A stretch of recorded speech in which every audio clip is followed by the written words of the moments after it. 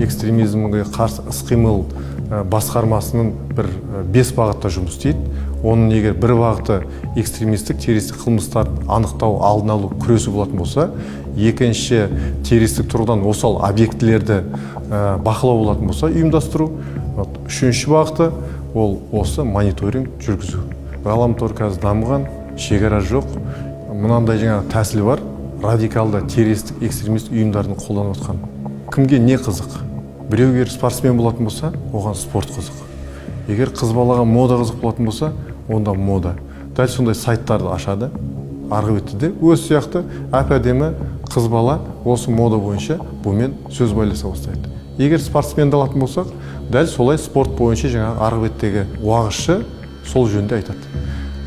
Біздің көпшілігіміздің түсінігіміз бойынша біз арғы беттегі террорист деген кезде, экстремист деген кезде сақалды, ретсіз, Аллах акбар деп тұрған бір адамды көз алдымызда елестеміз.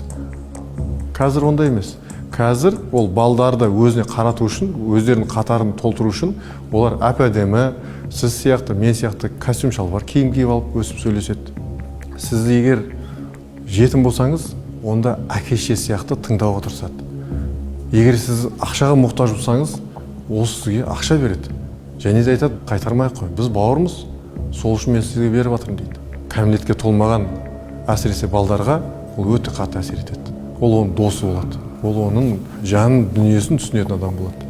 Егер мектептегі алайық мәселенке 30 бала отыр, бір ұстаз әрқайсысына мысалы жеке дара соншалықты көңіл бөлемаса, ал әлеуметтік желіде олар әр балаға жеке дара жұмыс істеп, көңіл бөліп, соның жан дүниесіне кіріп алады.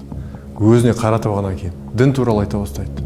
Екінші кезеңнен кейін үшінші кезеңге өткен кезде жаймен осы билікке қарсы көзқарасты қоя бастайды.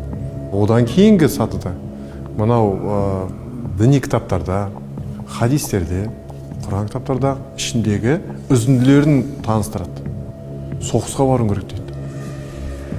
Біз жастардың дүние үшін біз күресіп жатырмыз. Алысып жатырмыз. Өте үлкен күрес. Егерде деструктивті діни ағым бағытындағы олар өзінің жаңағы уағыздарын айтып жатса, біз мына жақта өзіміздің дәрістерімізді айтып жатырмыз. Біз екі жақты балаға түсіндірме жүргізіп жатырмыз. Олардікі кері түсіндірме болса, біздікі заңға қалай сәйкес келді түсіндірмесі.